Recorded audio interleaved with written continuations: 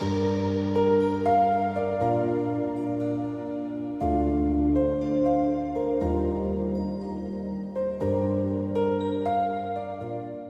wanted to be a part of the conversation related to raising awareness about youth mental health, as well as gain some personal growth and skills related to speaking about the challenges surrounding accessing mental health as a Black youth. I signed up for the program to learn more about how racialized Black youth are impacted by therapy and how I can be a better therapist to this population.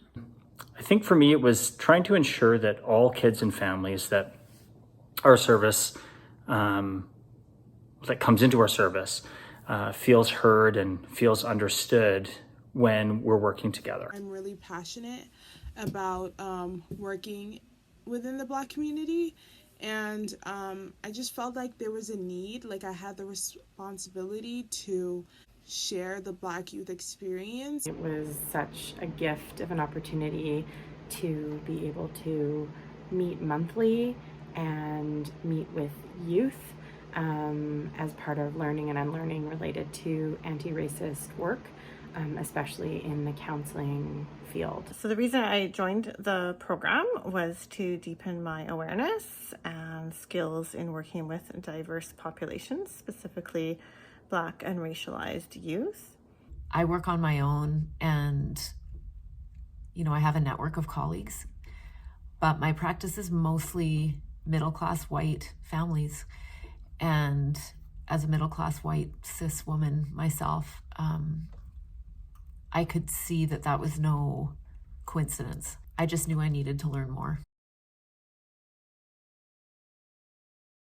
I just found it a little hard to be vulnerable, but I understood that I needed to be vulnerable and I needed to share my experience in order to kind of just get my story out there. Participating in the difficult discussions related to accessing mental health because of the complex emotions and stigma related to speaking about accessing mental health that I previously held, as well as opening up about personal experiences. I do feel that there was a need to provide some optional support and resources for those who attended and participated in the sessions to help unpack some of the topics and heavy conversations that came up. The most challenge and discomfort came from allowing myself to be vulnerable with myself and others as I was discovering my blind spots and challenging previous assumptions and ill-fated good intentions. I think for me, it was, just having a knee-jerk reaction sometimes, a defensive reaction, or in my mind, I'm saying I don't do that, or I wouldn't say that, or I don't act like that, or that kind of thing. And so instead of having that knee-jerk reaction, being able to listen and to hear and to understand what is being said.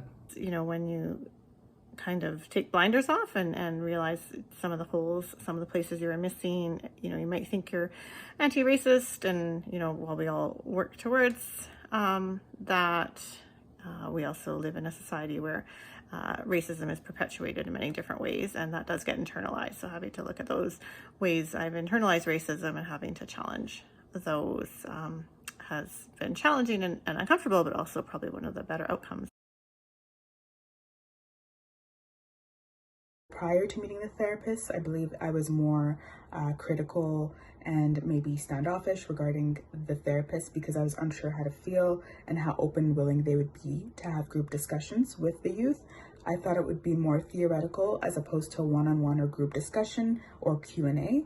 After the joint sessions, I feel more hopeful that the gap in understanding Black youth is evident. For me, it was awareness and assumptions, I think, are the biggest learnings for me and how I can make changes. Some of the experiences I experience as a Black youth aren't necessarily specific to myself.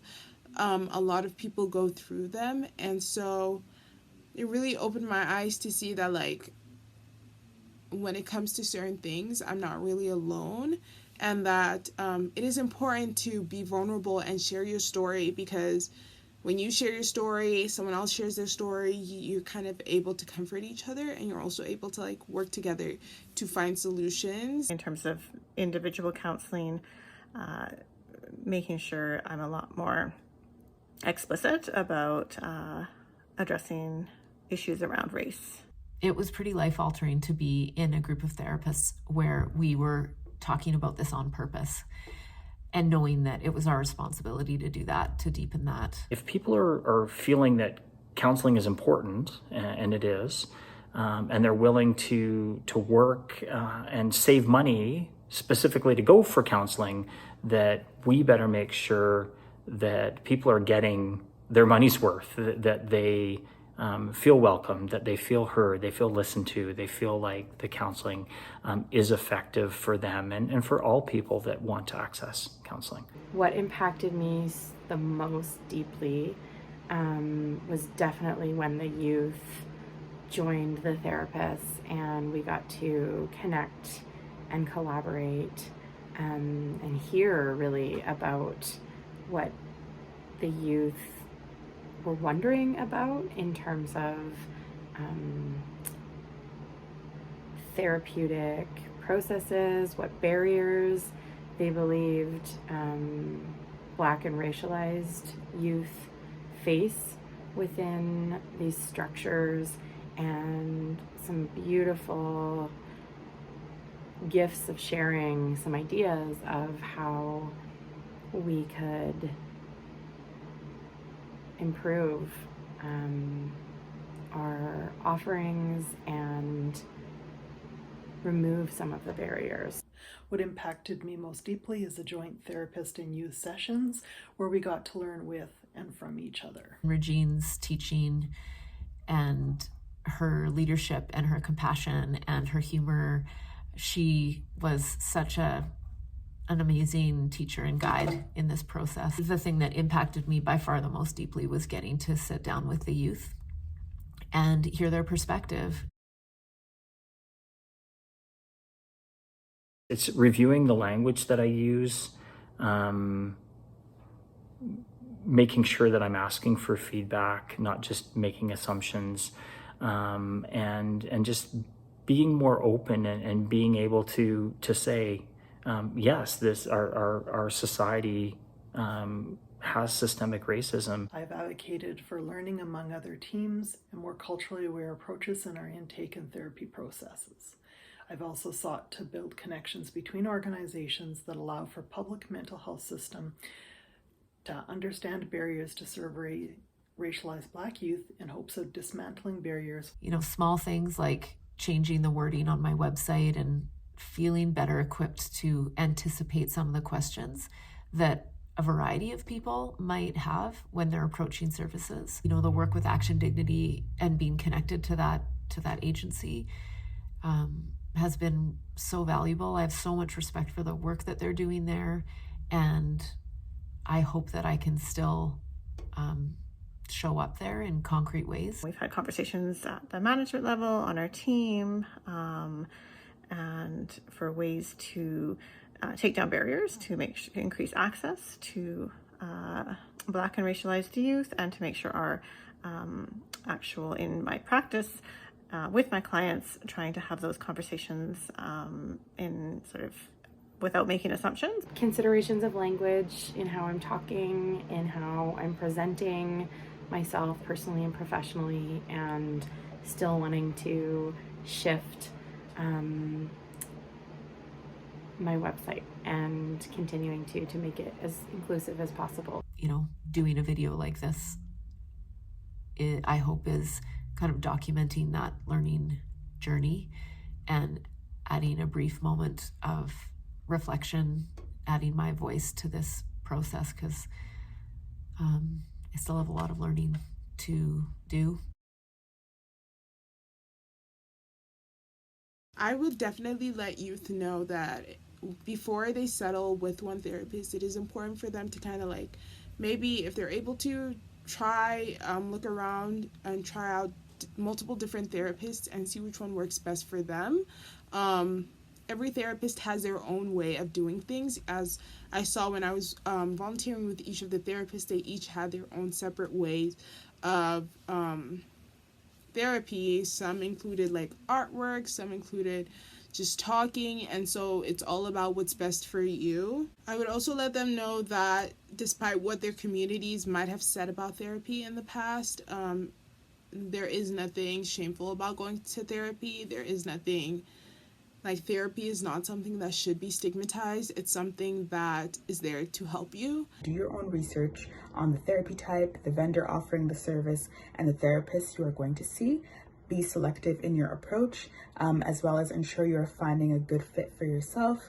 And then lastly, don't be discouraged if the first person you see or meet is not meeting your needs. There's always an opportunity to try again. I have been inspired to learn more about racism and how it impacts many different populations. I've sought learning through reading and listening to more books about how the Black community and their history and how it impacts their lives now. I also have been more vulnerable in my interactions with others to allow myself to ask more questions and to receive feedback. I feel like this whole process has really changed me as a person, and I hope to just keep bringing that presence and that desire to learn and the curiosity to my presence with clients and with families. Again, I think it's continuing these learnings, continuing the ability to connect with people that have different experiences, that have different cultures, different languages, different religious views. Discussing these things in my professional and clinical supervision, but also discussing this within our team with my teammates, both the clinicians as well as the mentor side of our program, and then just making sure that I'm putting into place what I'm learning.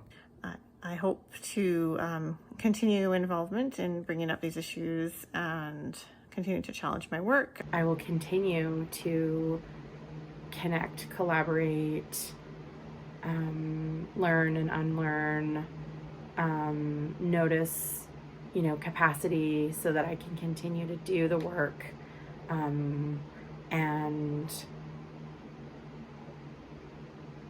definitely think that it's a lifelong process. Every single person should be required to do a training like this. It's absolutely vital if we're even going to try and bridge the gap in services for racialized youth. As it was coming to a close, I wanted more. It became a practice. It became something that I looked forward to, and something that I felt, because this is lifelong work, we were just scratching the surface. I do believe that other youth would benefit from participating in similar projects because it can help to continue the conversation regarding youth mental health, as well as make room for new discoveries, ideas, and thoughts related to closing the gap, reducing the stigma, and increasing awareness. I think we need to go deeply as practitioners so that we can then circle around and also apply some really critical thinking to what this looks like in the world, breaking down old patterns that we realize aren't working, and really explore new possibilities for how to deliver services.